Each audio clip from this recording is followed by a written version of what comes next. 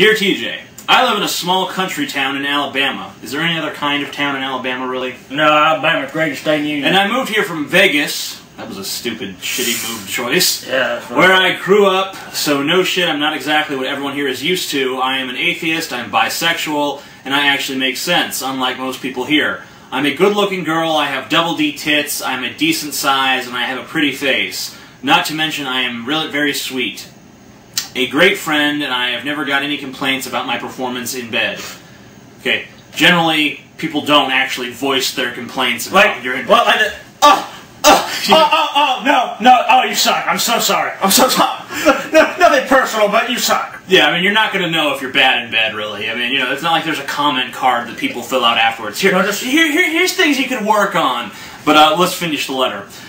Besides the fact that I don't really get asked out down here, which I don't really mind because everyone is either ugly, stupid, or flat out hate me, or all the above. Remember, she said she was very sweet earlier. What would you suggest a girl like me do? All that's really left on my list of things to do in life is find love. So what do I do when I'm surrounded by a complete lack of potential? Megan. Lower them expectations, bitch! Woo! You know? It's called going to a bar. If you can't be with the one you love, love the one you're with. You know, all that nonsense. How do you think you're gonna get so much pussy? You know, I mean, you look good now, but, you know, as you draw on your... 10 years later, it might not be the same story. Yeah, you know, you better... Billy Baumeister look a little bit more attractive here. You might want to dig your hooks. Might want to dig your hooks into someone now, because, in 10 or 20 years, you might be sitting looking around at these guys and wishing they would have interest in you. Yeah, then you'll be paying them, be all like, oh, come on, I got whatever you want back in my plate. Oh, that's okay. I'm going to go get drunk at the bar. You know, it's the nature, it's the great circle of strife. Well, we gave the best advice we could. There's really no good advice. I know, that's what I'm saying. Like, there's really no good advice situation. It's like, how do I do something that's so problematic that people make millions upon millions of dollars selling you bullshit like Match.com and shit? Yeah, like two losers in the living room. How do I find love? Well, you take these coupons, run around the circle, and go woo! You basically, my advice usually in a situation like that is acclimate yourself to how badly life sucks. Yeah. Dear TJ, I am a fur fag. In case you don't know what that is, I masturbate to cartoon pics of animals having sex. I have a dog and I have sucked his dick before, but only once. Shut up. Shut up. I do, however, put gravy on my wing often and have him lick it off.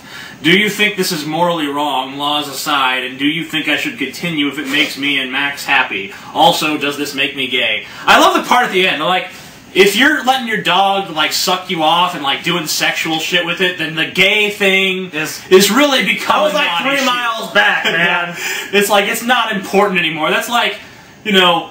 That's like Attila the Hun asking if his fashion sense is bad. This is a cute little dog, no doubt. There's no doubt about it. Do you find this dog sexually attractive? If you do, you have some fucking serious problems.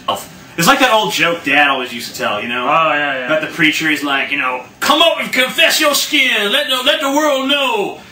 It doesn't matter what it is, ain't no one gonna judge you here. One guy got up and was like, I fucked a chicken, and the preacher's like, I would've kept that one to myself.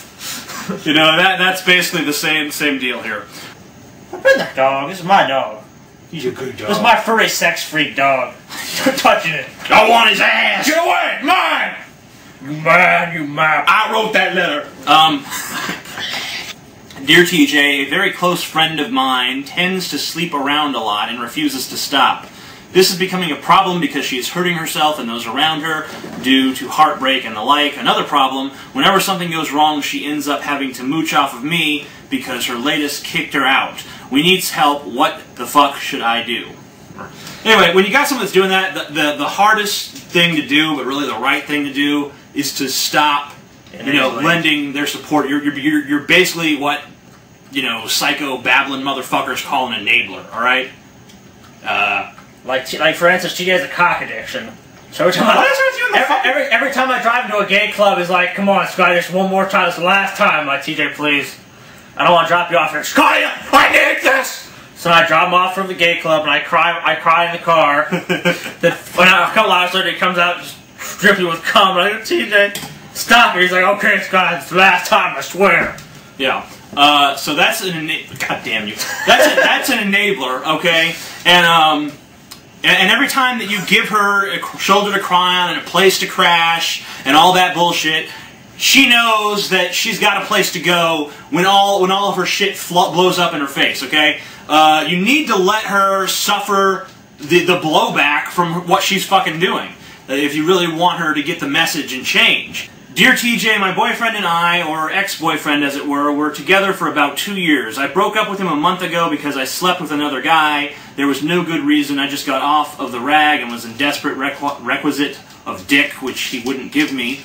And I felt that telling him and ending it would be the proper course of action. Now I realize the gravity of my mistake. I've been trying to get him back for the better part of 3 weeks. He says he would definitely like to get back together with me, but he needs time and space in order to get over what I did and understand that. The problem is that this past month has been hell without him, and I would like to expedite the healing process. We still live together, but it's tearing me up to have him to just be a friend. Going through this is by far one of the hardest things I've ever had to do. Any advice? First of all, he's lying to you. He has no interest in getting back together. He just wants another option on the table. All right, so yeah. Plus, I mean, accepting that she fucked up royally. Accepting that is the first step. You got to realize the fact that he didn't want to give you the dick when you wanted it before. I mean, if your girlfriend is banging down your door to try to get some dick, and you're like, nah, like, oh man, a TV show or something. Yeah, he's not interested in you. He doesn't like you anymore. You know, it wasn't over when you slept with that guy. That was just the time that he found an excuse to get rid of your ass. And the only reason he's telling you he's still interested now is for 2 reasons. 1, to placate you, and 2, to keep that option on the table. You might want to tap that. You might be sitting there getting drunk one night. Hey, baby. Dear TJ, I have been with my boyfriend for over 2 years, and I am very happy with him, and I love him very much. He is so sweet and wonderful, and I would like to spend the rest of my life with him. However, there is one problem. I am a very strong atheist, and he is a very strong Christian. I have told him about being an atheist because I haven't told him about being an atheist. Because I did not know how he would react. I respect other people's beliefs, and it doesn't bother me at all that he's a Christian since we're close. I feel that I should be able to tell him about being an atheist is a very big part of me. I'm just afraid of what he'll say or do. I know that if he really does love me, it shouldn't matter to him, but I'm still not sure if I should tell him. What should I do? Love, Amanda. You got to tell him at some point. I mean, you know, this isn't something that's going to be a good thing to come up after you guys have, like, your first kid and you're, like, arguing how to raise it. This shit has to be ironed out now. If he's has some kind of shit fit and is like, oh my god, no, then, I mean, he wasn't right for you to begin with. I mean, sorry.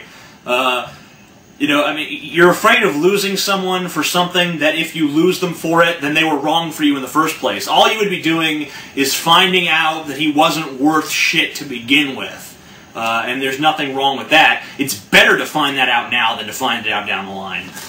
Dear TJ, go on. I found out a few weeks ago that I got a friend of mine pregnant. Nice. I'm scared shitless. I'm not sure if she's going to keep it or not. I'm turning 18 soon, and I'm afraid for my future if she does keeps the kid. She does keeps this kid. Keeps the kid! She keeps this kid! So my question is, how do I express my feelings to her about this without ruining our entire relationship and not end up paying child support at 18? The fucking ship has done sail, bitch!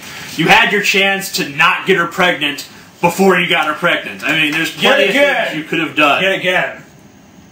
Local drugstore. Huh. I want to have sex with a girl. However, I do not want her to become pregnant. What do?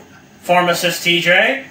Here, Scotty, try this new product that's been around for like 100 years. It's called condoms. You put them on your dick and magically no babies pop out. Or give her these contraceptives. Or how about this morning after pill in case you forget to do all that shit. Wow! Wow, TJ, I never thought about it that way. Thanks. But now what can you do? What can you do now? Nothing. You gonna be a daddy! Congratulations. It's a girl. And the message to all dear TJ people, wear a fucking condom! It's not that difficult! What the fuck? Are you that fucking stupid? Put a rubber on your fucking dick if you don't want to have babies. That's it. Baby no come out. Dear TJ, I am an atheistic, disillusioned, pseudo-hyper-nihilistic, apathetic piece of